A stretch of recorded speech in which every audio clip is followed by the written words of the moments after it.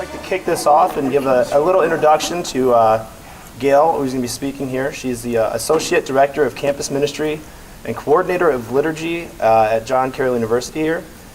She also teaches a course on interreligious dialogue. She holds a law degree and a master's in ministry degree and worked for a number of years in the Pastoral Planning Office for the diocese. So without further ado, Gail. Hi and welcome. I know a few faces, but not that many. And as Matt said, Sister, would you mind joining a table? Sure. This is our topic, and it really is going to flow, I think you'll see from the keynote. So hopefully we will have time for discussion and a little bit of reflection on what you just heard, because I know that was a lot of information and really valuable. So before we start, I would like to kind of have us get to know each other. That's why I wanted people to join into groups. And the way I want to do this is to introduce at your tables. This is an activity that I use with RCIA, and it helps. So we're talking about diverse groups. So I'm going to say my name, and you're going to each do this at your table, and then say a little something about one part of your name. Did it come from your family? Did it come from a cultural tradition? Was it a saint, so therefore came from your religious tradition? Or did your parents just like it? So I'm going to start. My full name is Vera Gail Roussey. I don't use my first name, so I'm going to say that I was named after a friend of my mother's who could not have children, so it's kind of a family name. But they never called me that, so kind of strange. So now I would like at your tables to just each of you introduce yourselves using that format. Sophomores. She's from both. Well, we're both from Olean. Okay, I think everyone has had an opportunity to introduce yourselves at the table with some information about your name, and I hope that made you feel a little bit like you knew the people at the table. For me, it's very important that people have a feeling of safety when they are being asked to pray. Pray is making ourselves vulnerable to God and being open. You cannot be open and vulnerable if you cannot trust, and you cannot trust without knowing something about the people that you're with. So that's why I wanted to start this way, trying to think about, as I thought about this presentation, what are the important parts of prayer and what are the important parts of diversity that I want to talk about. So now I'm going to say that I also want to pray. I know that you prayed as a group. I was there for the presentation. I want to pray as I would imagine you might pray in your classrooms at the beginning of the day.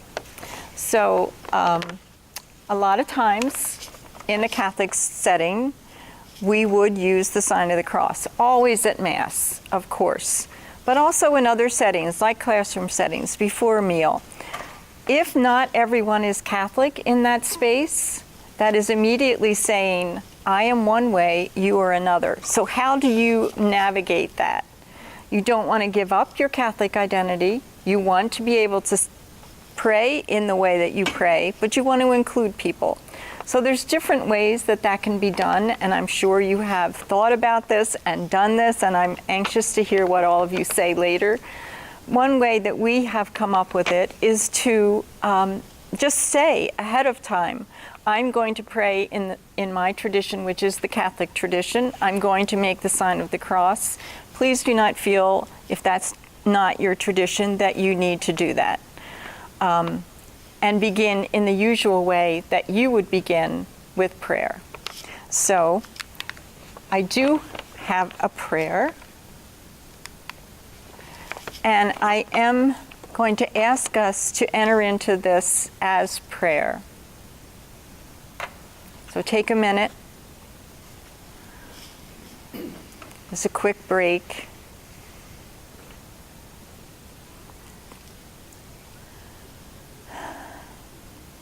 In the name of the Father, and the Son, and the Holy Spirit.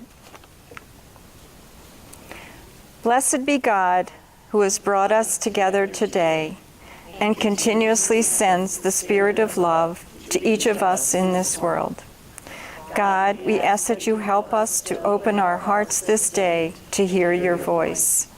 We place before you, gracious God, the concerns and trials those who are struggling this day around the world, in our country, especially those in the path of recent hurricanes and tsunamis.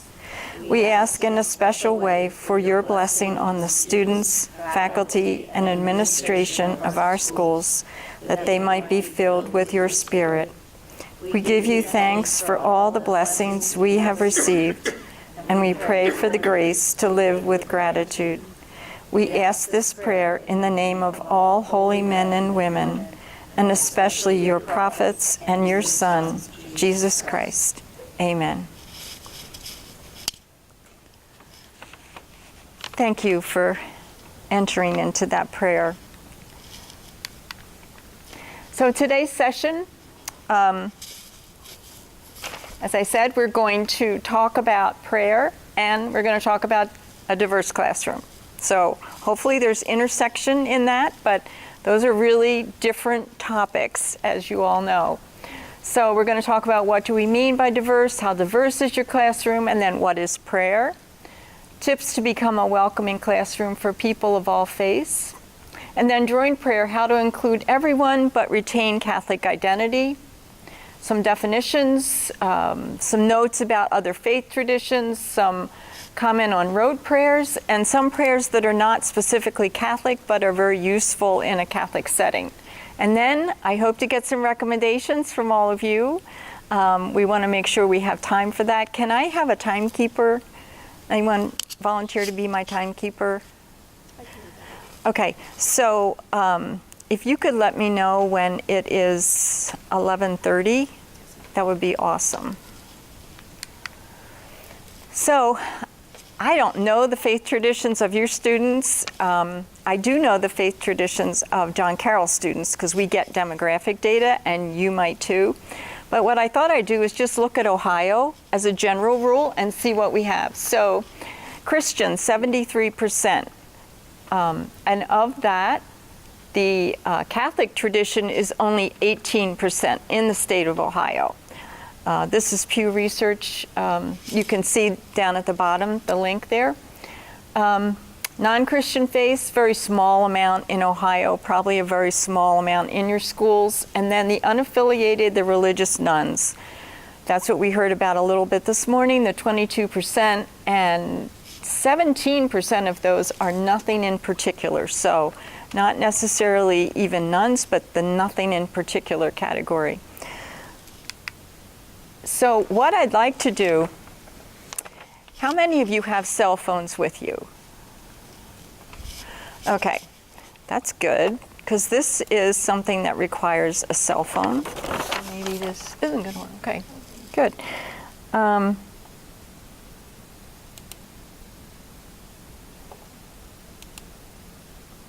Go to your browser. So Safari or Chrome or whatever it is, and type in polsev.com/John Carroll.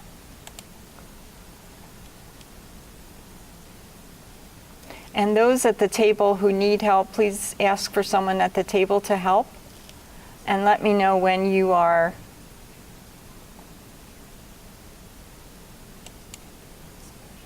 I think the capital E makes a difference. So,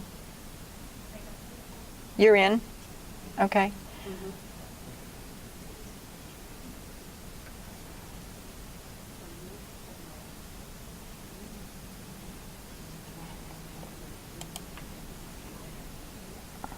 You don't have to use your name. You can use initials. You can use anything you want.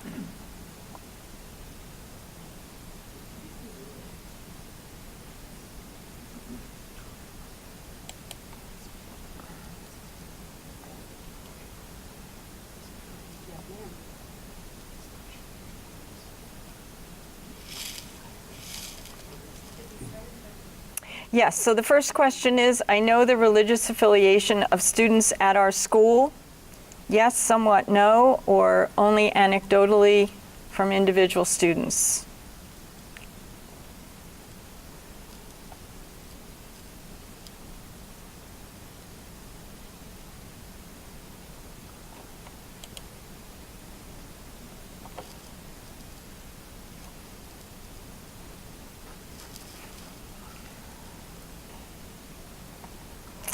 And I'm not, okay.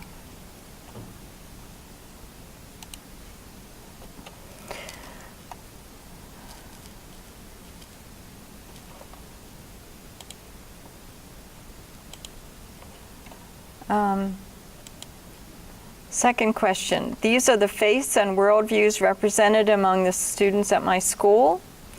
So first question, what percentage of the student body is represented by the Roman Catholic faith?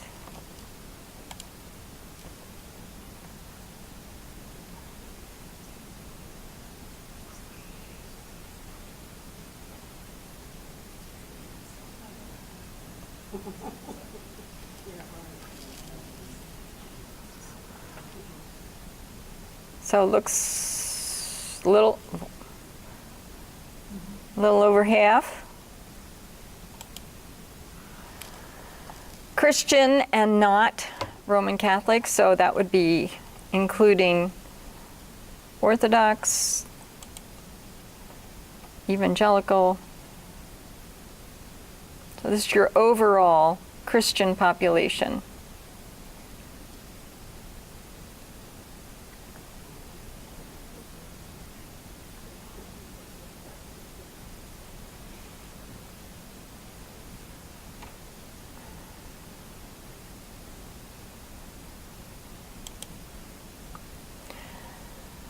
The Muslim population at your school.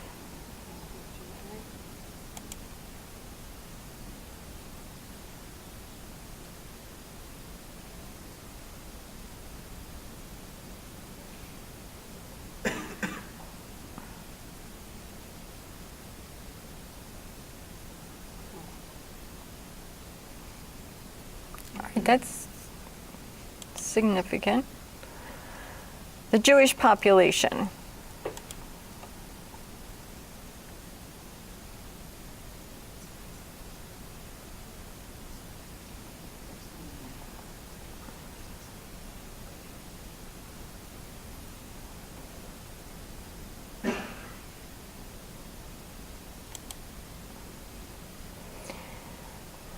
Atheist, agnostic, none.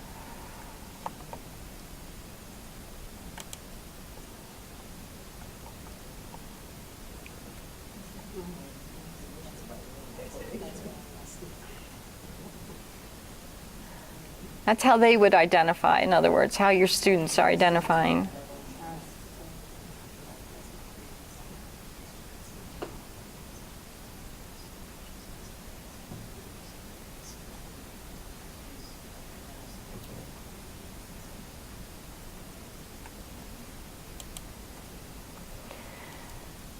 I know how my school supports or doesn't support those of different traditions or worldviews in the area of, for instance, worship spaces.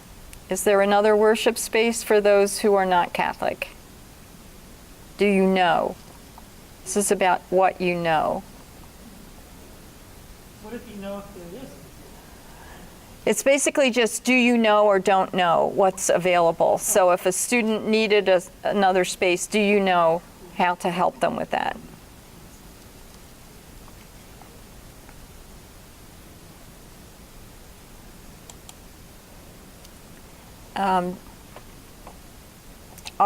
This is a question of are there food choices appropriate for all faiths, for retreats, and out of school food that is offered? So for Jewish students, that would be kosher. For Muslim students, halal. We're not talking here about vegetarian and food allergies. We're talking about specifically faith-related food choices.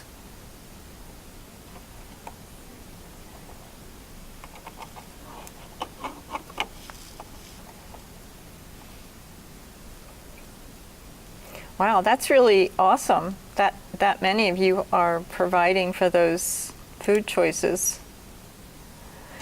Can students get an excused absence for major religious traditions other than Catholic? So the calendar in every Catholic school is made up of a lot of Catholic holidays that are also by and large Christian. There are other holidays that others want to participate in, so it is possible, it looks like, for all of you. I know where to find resources to enhance my own knowledge of the needs and practices of different faiths and worldviews.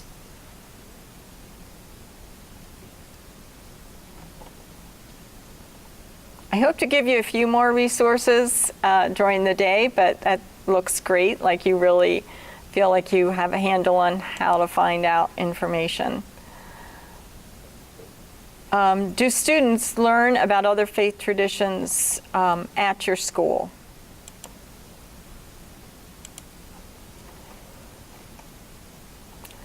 So I'm guessing that most of you have a world religions class then. Could you just raise your hand if you have a world religions class that they are required to take? They're not required? Okay. We do it within the context of the subject. Okay. We don't do a whole year. Right.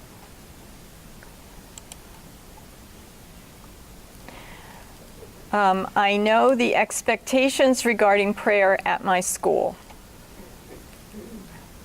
Looks like the administration is very clear on this.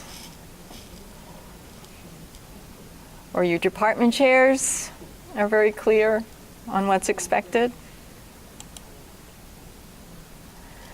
I am comfortable with leading prayer.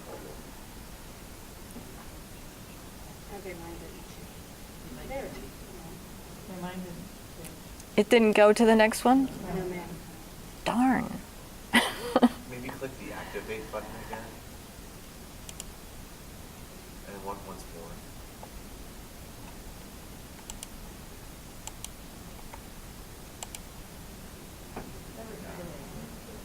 more. Wow.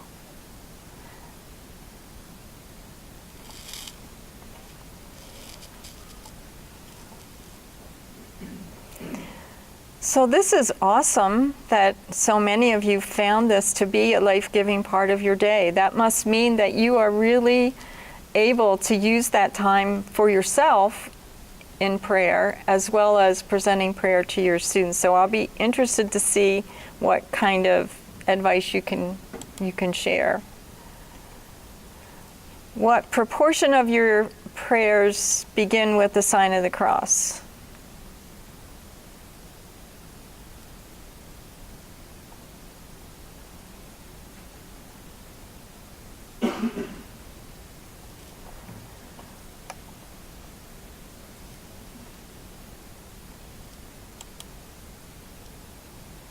What proportion of your prayers include the Catholic version of the Our Father?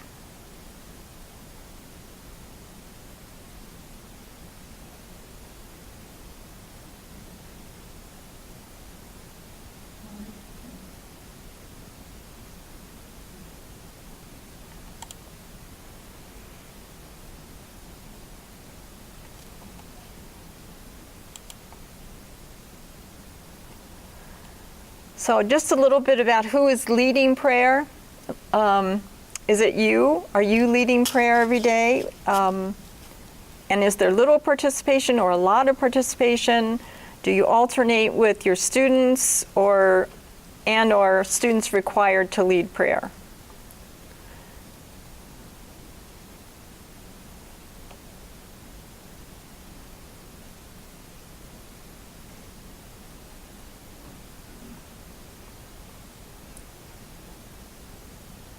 I was only in a high school for 1 year when I was doing my master's program, and I did not find the students were participating greatly in the prayer, but it looks like for you, they're participating a little more than I experienced. I was at a school called St. Peter Chanel, and that's a very diverse school, and so that could have been part of the reason for what was happening. So do you encourage students of all faiths to offer prayer during the school year?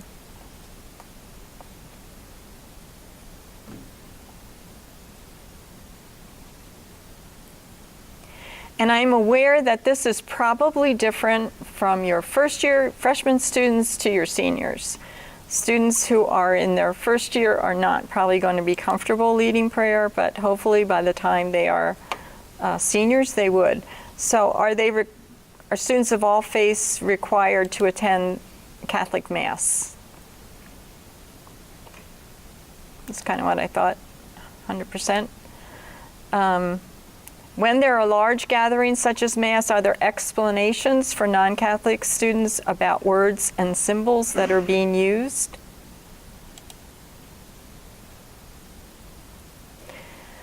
So I coordinate liturgy, so we have a lot of large school masses. So this is something that we've been working on, getting those explanations into our programs when they're going to be non-Catholics there. If anyone wants any templates, just email me. I'm happy to send them to you. We have a lot of explanations that we have incorporated. And so, Those are needed for Catholics. yes, that's true. And especially, I guess, we found that when the missal changed, but some of you were around for that. Others of you are newer and don't remember that lovely time when everything changed and no one knew what they were saying.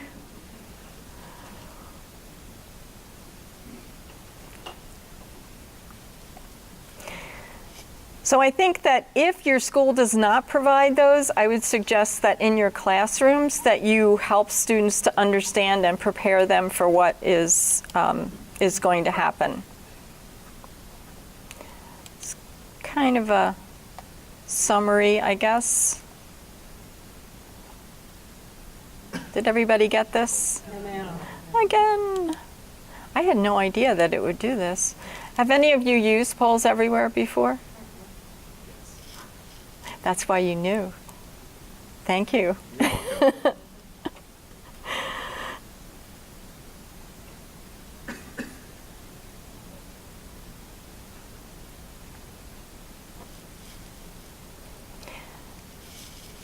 So just a reflection from you, just anyone at their tables. Was any of this information surprising to you? Anybody?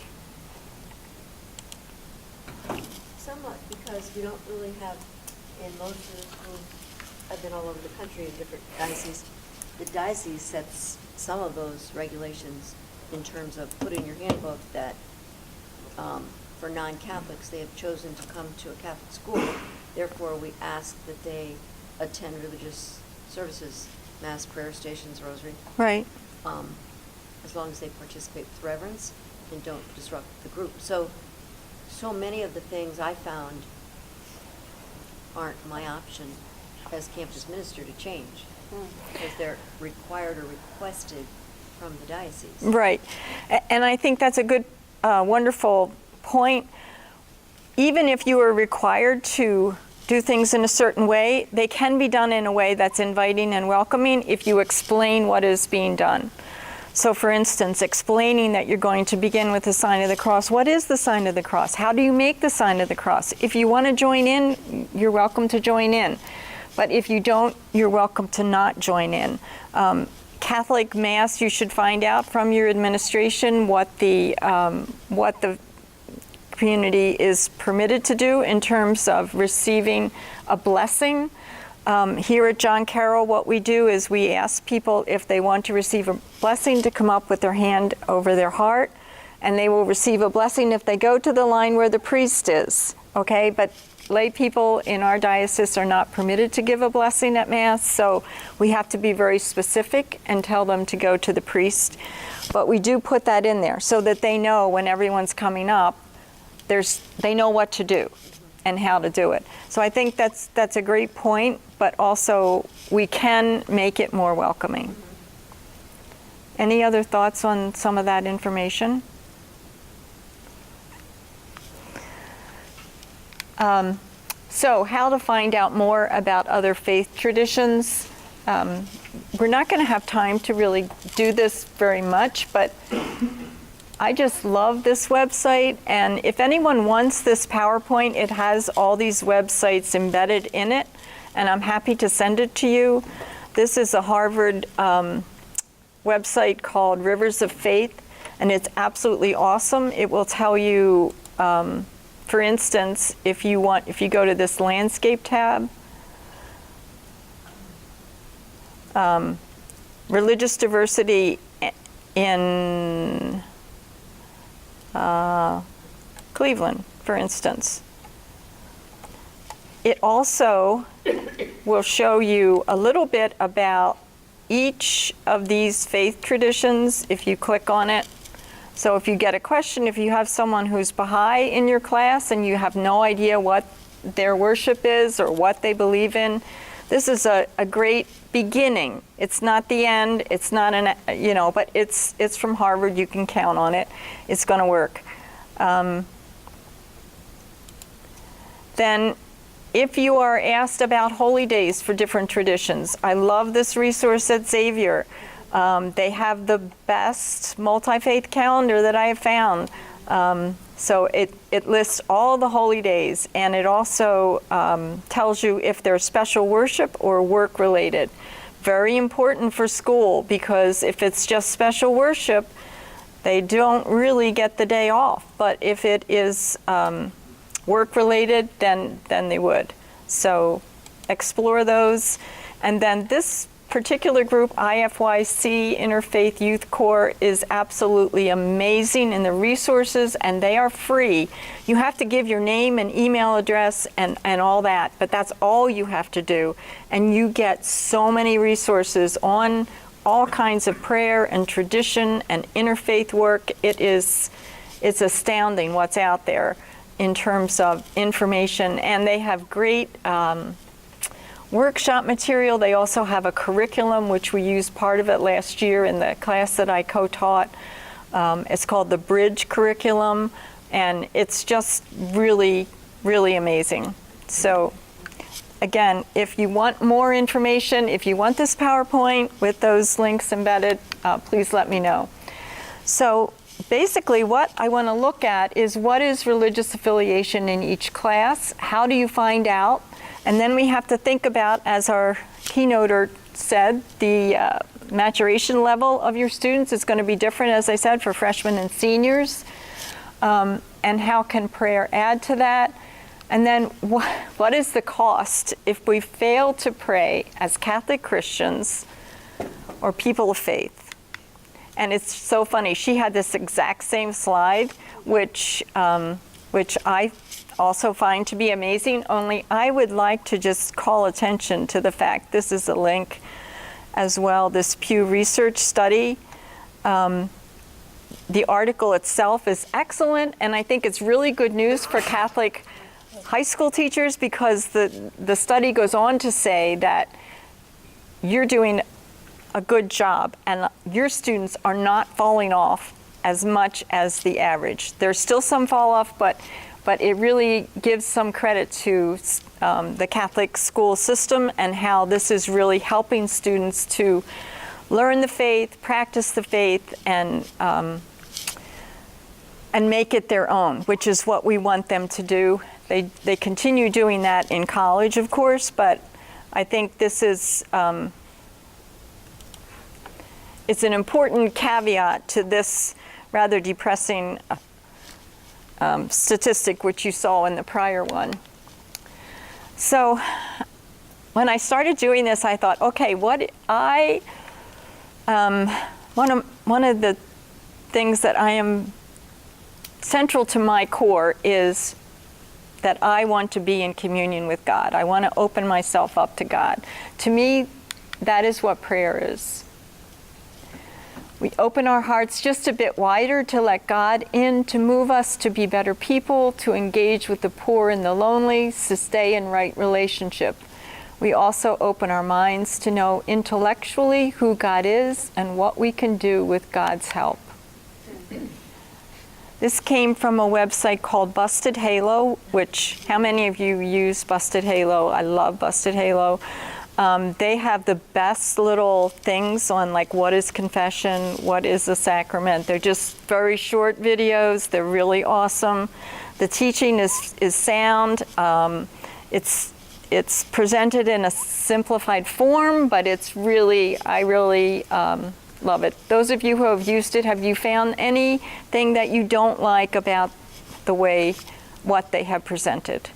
So it's a really, you know, it's one of those things when you find it, you think, yes, this, I don't have to make this myself.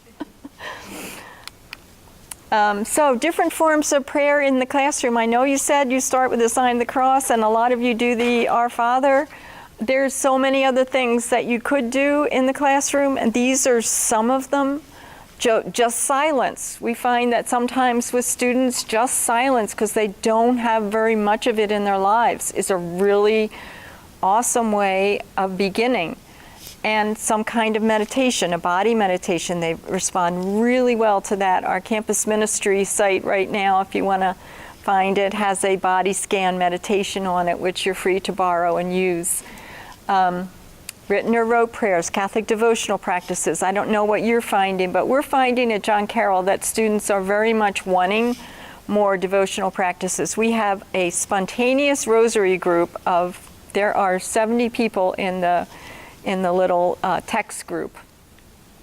They don't all show up, but they pray the rosary every night. And so this is something that I don't know if you're finding, but we get them right after you have them, so I've got to think that it must be happening with your students as well. Lectio, our students don't seem to know what that is.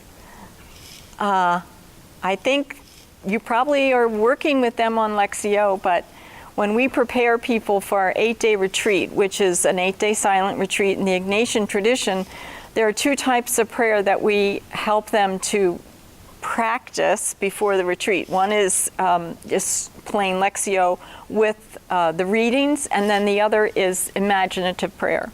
So they don't seem to know that. In fact, a lot of times when you ask students, how do you pray? They like, I don't know, or I think I'm doing it wrong, or something like that. I think one of the things that we can do as adults in their lives is to tell them prayer can never be wrong.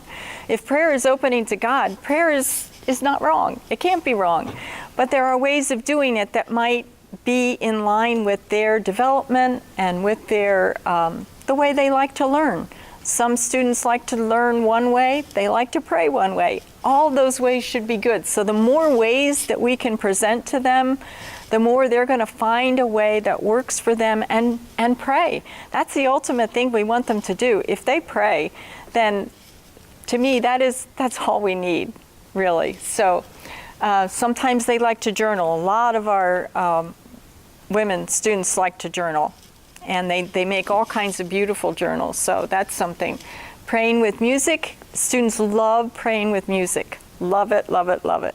So I know you know that. If you're on a retreat, you're going to have music. But you can also have music in your classroom as a way to start the day, as long as it's not like crazy and gets them really hyped up.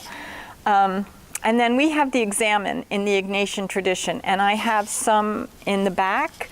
If you'd like to pick one up, we use this all the time. I didn't know anything about Jesuits or Ignatian prayer until I came to John Carroll 14 years ago, and I love the examen. It is just a wonderful thing. It's very, very simple. Anyone can do it. Begins with gratitude, ends with how am I going to take this into my day. Very simple. So that's a method that I recommend, but just try it for yourself and see what you think. So just a couple things thinking about. Every type of prayer can be used. Know your students. So this is kind of tricky. How do you know what the religious affiliation is of your students? You can't ask them. That would be like outing them if they are not Catholic, I think. You can have them write something for sure, and you can find out that way, and you can ask them to tell you, or you can ask them if they're comfortable with talking about their faith tradition. The one thing we have heard from, for instance, Muslim students, they don't want to be the only Muslim in the room who is called on all the time. Same thing if they're the only Protestant in the room. They don't want to be the one that's called on all the time to explain their entire tradition. It's hard enough for us to just explain our own understanding of a tradition, let alone to explain the whole tradition. So I think it's tricky to try to figure out if everyone in your classroom is Catholic. And some of them may be identified as Catholic, they may register as Catholics, but they are really not practicing Catholics. So we get students in RCIA who've been baptized, maybe First Communion, went to Catholic school, but never went to confirmation, never really went to Mass, except for the school Mass. So I think it's important to remember that there is diversity in your classroom. Whether they all identify as Catholic or not, there is diversity, and therefore it's important to think, how can I get that student who mom and dad don't practice, maybe mom's Catholic, dad's not, maybe the parents are divorced, everybody's mad at the church. There's a lot of different things going on, and the more we can make prayer a welcoming experience for them, the more they're going to want to explore the faith. So sometimes the way to get people to talk about things is to do activities. It's an easier way to do it than presenting, the 5 pillars of Islam. I mean, that's what we find here with college students. They don't really want the basics. They want to see someone and they want to hear from someone as to what it's like for them. So that's why at the beginning we started with an activity. That's an activity that can be done among people of all different faiths. Another activity that we do here is called the concentric circle, which I got from IFYC. Could you tell me what time we are? Yes, ma'am. We have 2 minutes. Okay. So I don't think we're going to have time to do this activity. It's called the concentric circle activity, and the way it is you get 2 circles. You start out with people not picking a partner, someone they don't know very well, and that one person's a 1, one person's a 2. You put the 1s in the middle, you put the 2s on the outside. And so you've got your whole group is divided up into these circles. And then remind participants of agreements to these kinds of agreements. That's always important. And then you're going to ask the questions. The 1s talk to the 2s first. And then the 2s talk to the 1s, and then they move on the circle to the next person. And what we like to do is, and you can change these questions any way you want, but start out with something very simple, like what's your favorite food, which, believe it or not, can lead to a religious discussion, but it seems like a very innocent question, and it is. What's your favorite holiday or holy day? Different people are going to answer that differently, depending, again, on where they are religiously. Where's your favorite place to pray or reflect at school? Or you could say maybe, or at home. And then this question always gets a lot of interest because different faiths do handle this differently. And up until fairly recently, for instance, the Catholic Church, cremation was not permitted.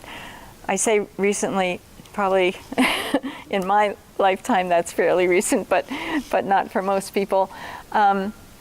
So then after you do the concentric circle, you come back and kind of debrief at tables.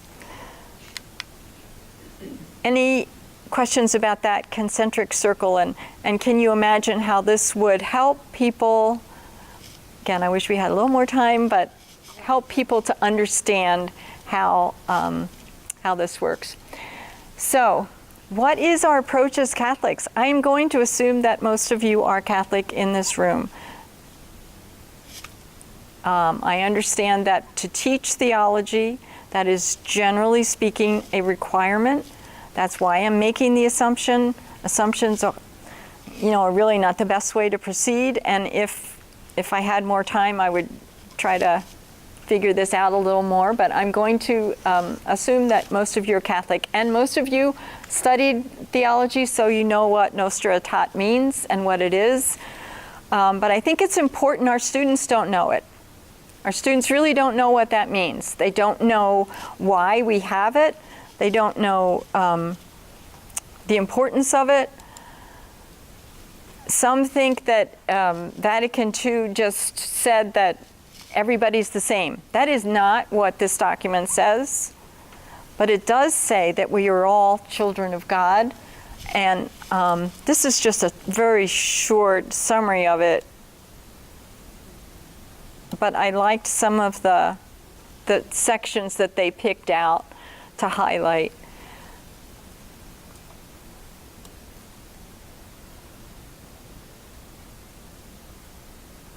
So they go through every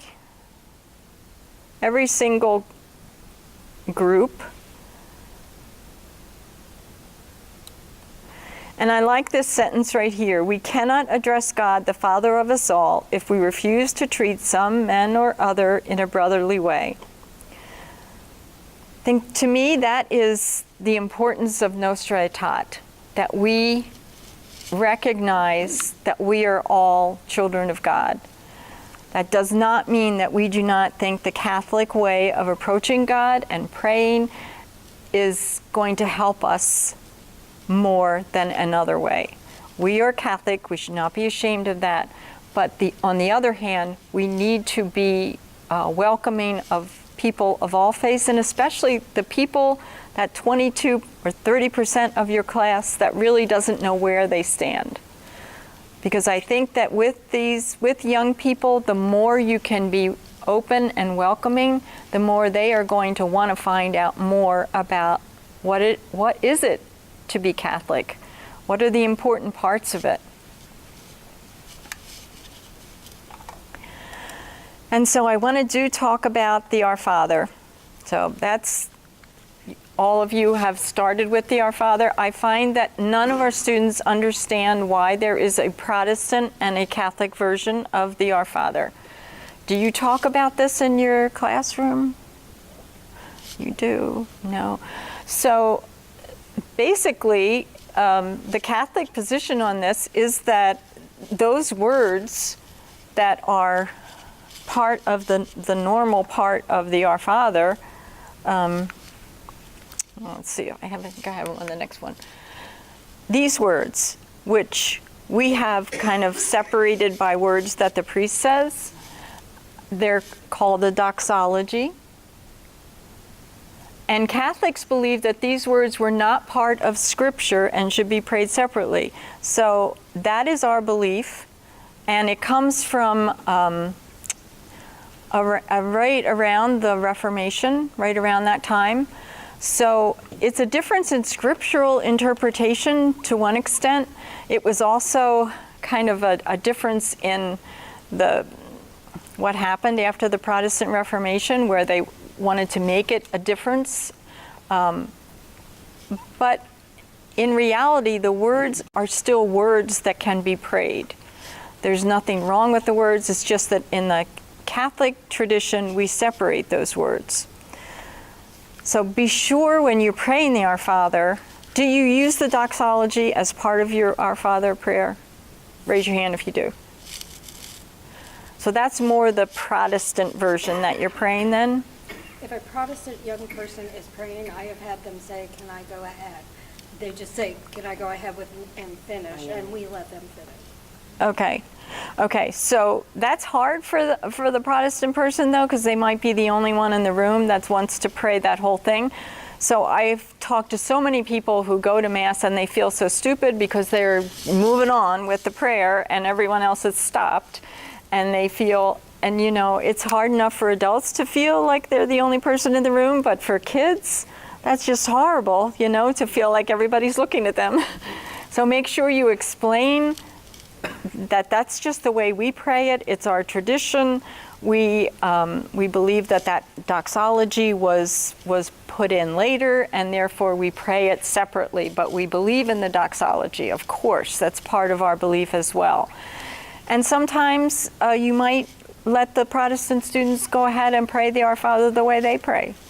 But I think that's a really, really key thing, especially if you're praying the Our Father a lot, to explain what it is, why we are praying it differently, and the fact that we still pray those words. They're just done in a slightly different way.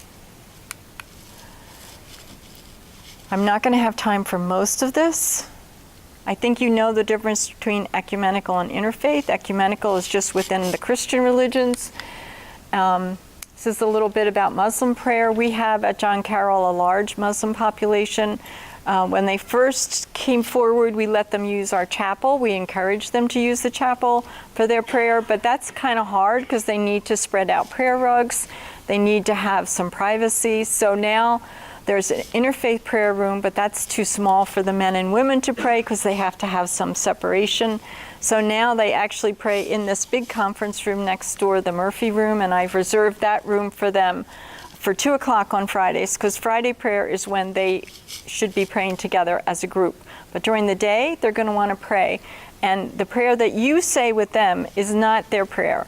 Their prayer has a very specific sequence of bows and words that are said. So I would go to any Muslim student and ask them if you can help them find a place to pray, or if there are a lot of Muslim students that together they can find a place to pray.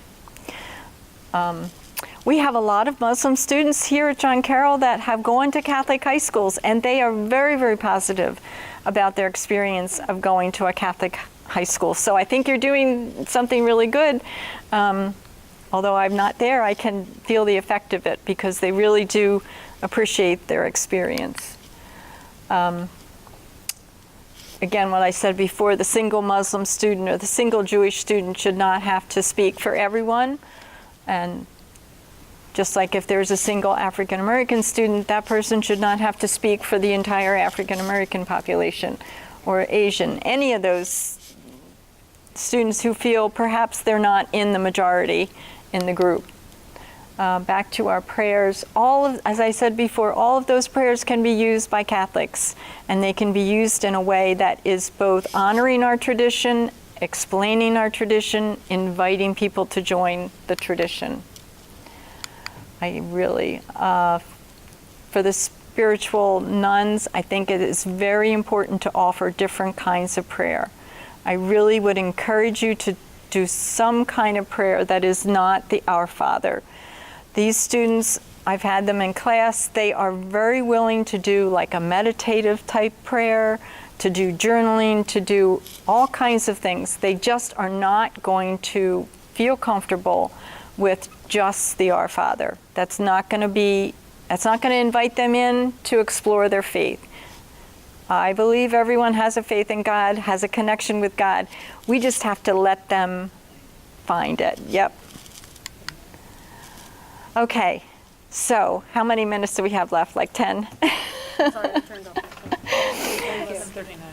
At your tables, if you would, think about a strategy that has worked for prayer in your classroom, and then come up with a few that you would share with the group. So 5 minutes for table discussion and 5 minutes to report back to the group. I'm sorry that we didn't have more time. I really want to hear from you, so start discussing. Yes, ma'am, thank you. Okay, so in going around a little bit, I find that some of the ideas are just amazing and awesome, and I think we could compile them into a book, and they would be great for everyone. But right now, in the time that we have, I would like to go around and have at least 2 ideas from each table that were talked about. There were so many, even in this one table that I sat in on. So let's start with 2 from each table, and then we'll, if we have time, go back around and get a few more. So I'm going to start with this table. Would 2 people like to volunteer some ideas that came out that you wrote down? I teach a 9th grade. I have all girls. I have 135 students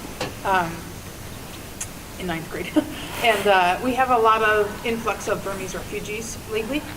So I only have about 50% of my school is Catholic, even though we are very rooted in our Franciscan tradition. So this year I started my 9th grade class teaching the sign of the cross and going into depth about what it meant and why we make it.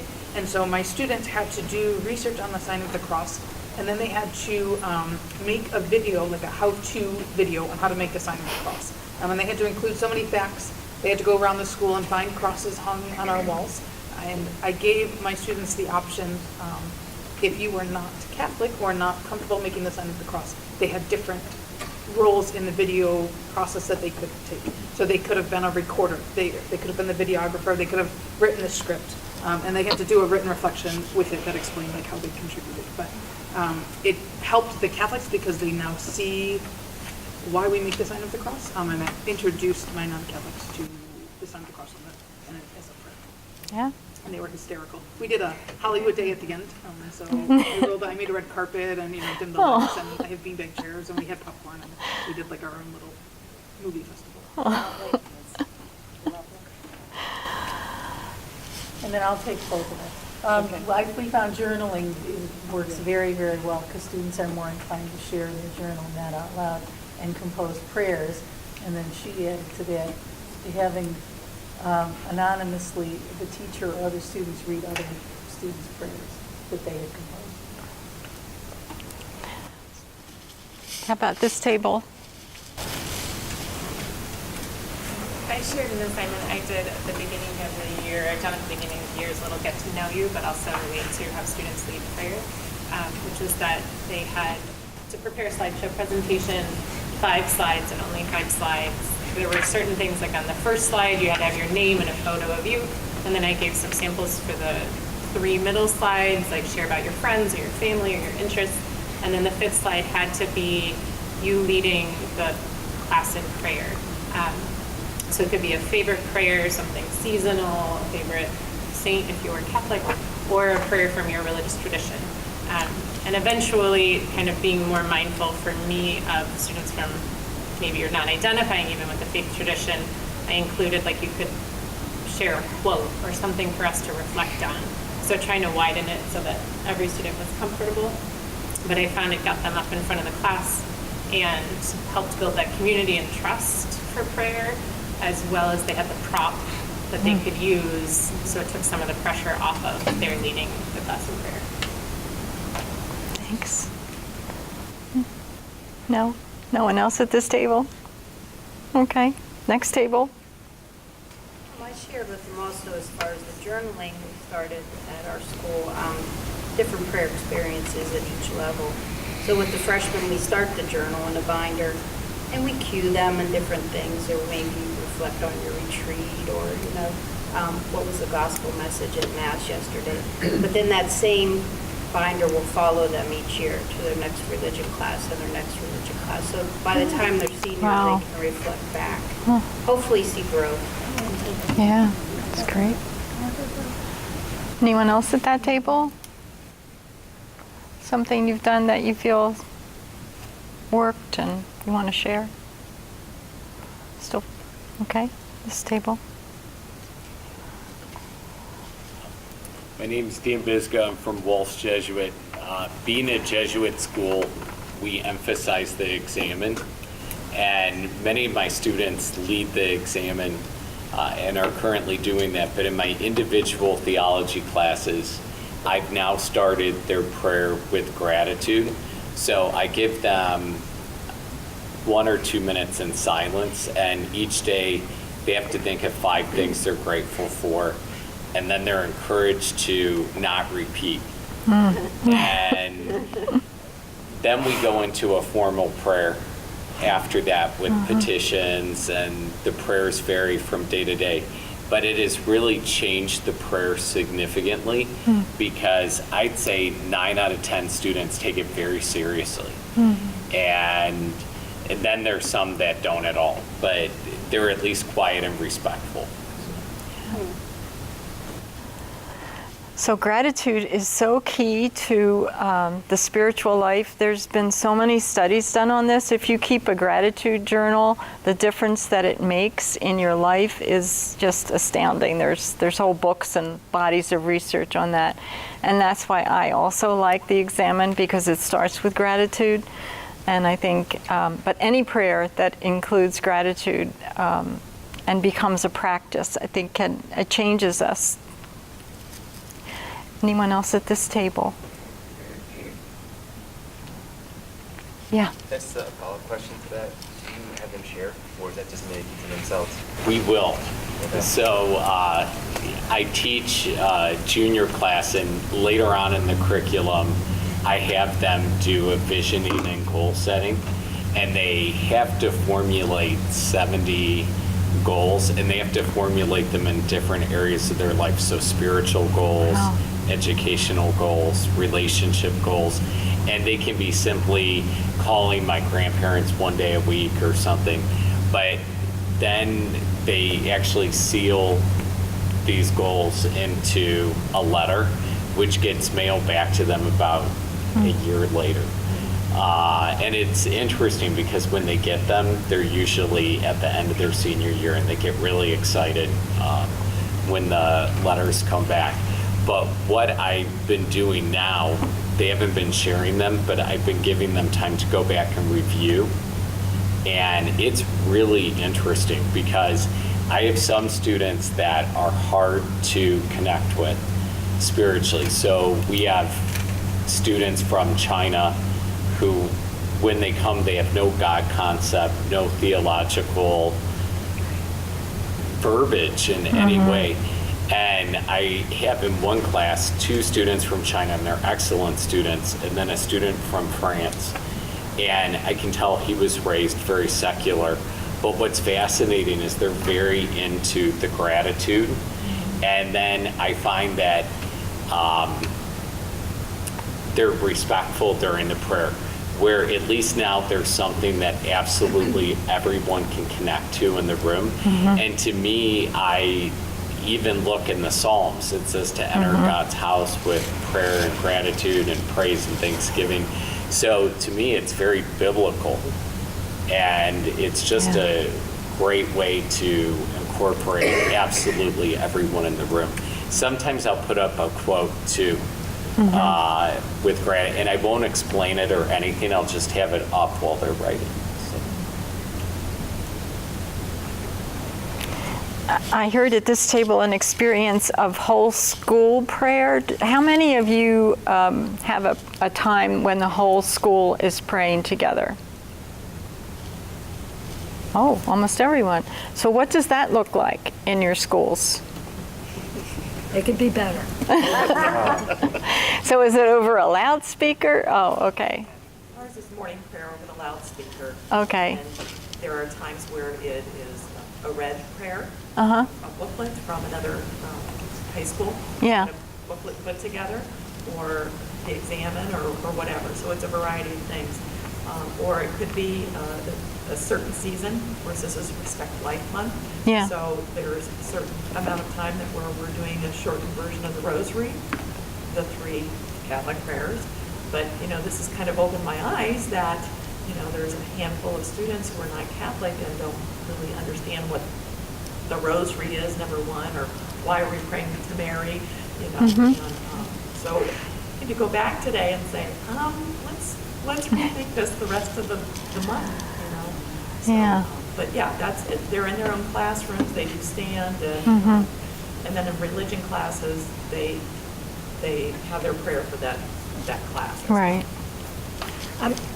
Please hear me when I say our campus minister writes our prayers for our morning prayer as a whole school and our closing prayer, and they're fantastic. When I say it could be better, it's getting the children, teenagers, to not be distracted in that that prayer is between them and leaving. And so getting them engaged in that final prayer that is usually so beautifully crafted, I lose my mind. You just missed something gorgeous. But that's what I meant. But our campus minister writes them for every single day, and they're very timely and they're gorgeous. Yeah, that would be a challenge to get people to center on prayer when they're ready to walk out the door or do something. Anybody have any tips on that? Like, how do you get them? Well, I know at our school, we don't have prayer after the end of the last class. We do it to the second to last class. Oh, good. So instead of after 8th period, they do it after 7th period. Yeah. Which maybe isn't ideal, but it does at least, you Right. don't have them like, I'm trying to get out of Yeah. here because they started the class. Yeah, That's an idea. that is an idea. Anyone else, ideas on how to do that? I was just going to share something that is not only school-oriented, but we have daily prayer partners. Oh. And each day it's a different prayer partner, and Right. it's not necessarily someone from the school, it might be outside the community. Uh-huh. But then our president also sends a note to that person saying, you know, our kids prayed for you today. Yeah. Yeah, that is neat.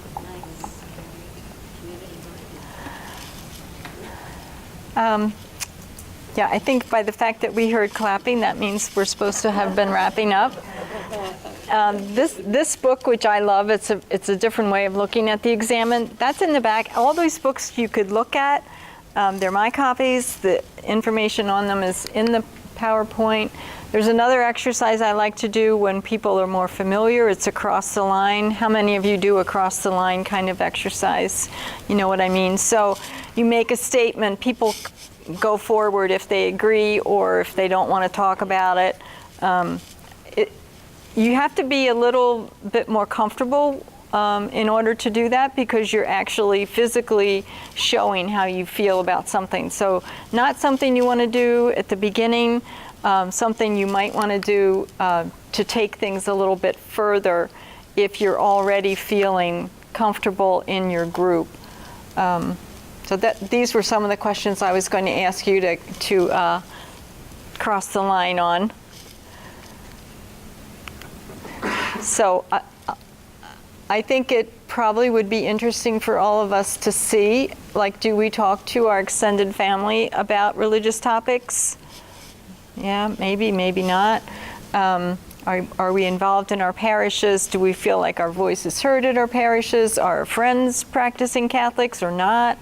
I know for some of the people I work with, this has become a question, especially during this recent abuse crisis, where the adults are feeling like more under siege. People are asking them, how can you still be Catholic?